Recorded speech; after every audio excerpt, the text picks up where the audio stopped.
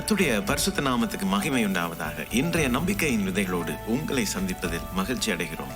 1 யோவான் 5ஆம் அதிகாரம் 13வது வசனம். உங்களுக்கு நித்திய ஜீவன் உண்டென்று நீங்கள் அறியவும், தேவனுடைய நாமத்தின் மேல் நீங்கள் விசுவாசமாயிருக்கவும், தேவகுமாரனுடைய நாமத்தின் மேல் விசுவாசமாயிருக்கிற உங்களுக்கு இவைகளை எழுதியிருக்கிறேன் என்று யோவான் சொல்லுகிறார். பிரியமானவர்களே, பரலோகம் என்பது நம்முடைய ஆண்டவராகிய இயேசு வாசம் பண்ணுகிற ஸ்தலம். அங்கே யாரெல்லாம் பிரவேசிக்கிறார்களோ அவர்களுக்கு நித்திய ஜீவன் உண்டு, அவர்கள் மரிப்பதில்லை. பிரியமானவர்களே, அறிவியல் ஆய்வுகள் சொல்லுகின்றன, அனைத்து கொடிய நோய்களும் 100% வரைக்கும் பூர்வத்தில் இருந்து, அதாவது பரம்பரை வம்ச வழிகள் வழியாக வருகிற வியாதிகள் என்று. அது அப்படியே நம்முடைய வம்சங்கள் வழியாக கடத்தப்பட்டு அப்படியே அடுத்த வம்சத்துக்கு அது தாவுகிறது என்று சொல்லப்படுகிறது. ஆனால் வசனம் நமக்கு தெளிவா சொல்லுகிறது, கிறிஸ்துவுக்குள் நாங்கள் புதிய சிருஷ்டியா இருக்கிறோம். புதிய வாழ்வு, புதிய மார்க்கம், புதிய ஜீவன். பாருங்க, பரம்பரை வழியாக வியாதிகள் தொடர்கிறது என்றாலே அது ஒரு சாபம்.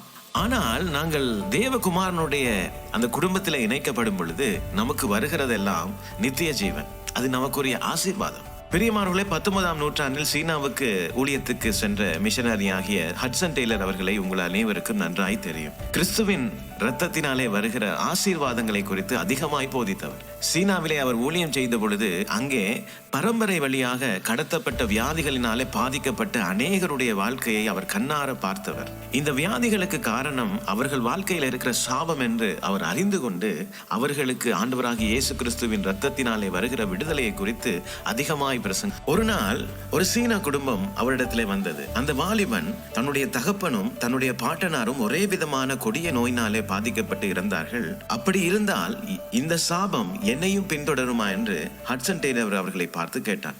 ஹட்சன் டெய்லர் அவர்கள் ஒரு புன்னகையோடு 1 யோவான் 5ஆம் அதிகாரம் 13ஆம் வசனத்தை, நீங்கள் நித்திய ஜீவனை உடையவர்கள் என்று அவர் அந்த இடத்திலே அந்த இளைஞனுக்கு விளக்கப்படுத்தினார். ஒருவன் கிறிஸ்துவுக்குள் இருந்தால் அவன் புதிய சிருஷ்டி, பழையன எல்லாம் ஒளிந்தன என்று அவனுக்கு அந்த இடத்திலே அவர் போதித்தார்.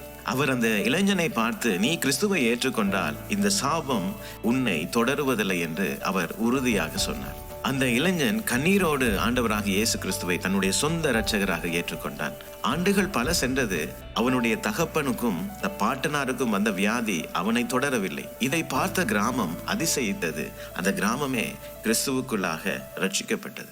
பிரியமானவர்களே, மிஷனரிகள் உலகம் எங்கும் போய் அறிவித்த சத்தியம் இதுதான். இயேசுவில் நீங்கள் ஆண்டவராகிய இயேசுவின் குடும்பத்துக்குள் இணைக்கப்படுகிறீர்கள்.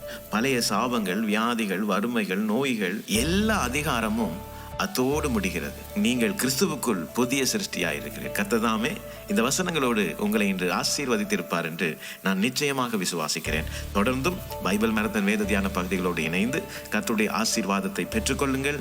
கர்த்தர் தாமே இந்த நாளிலே உங்களோடு கூட இருந்து உங்களை நடத்துகிறார். God bless you.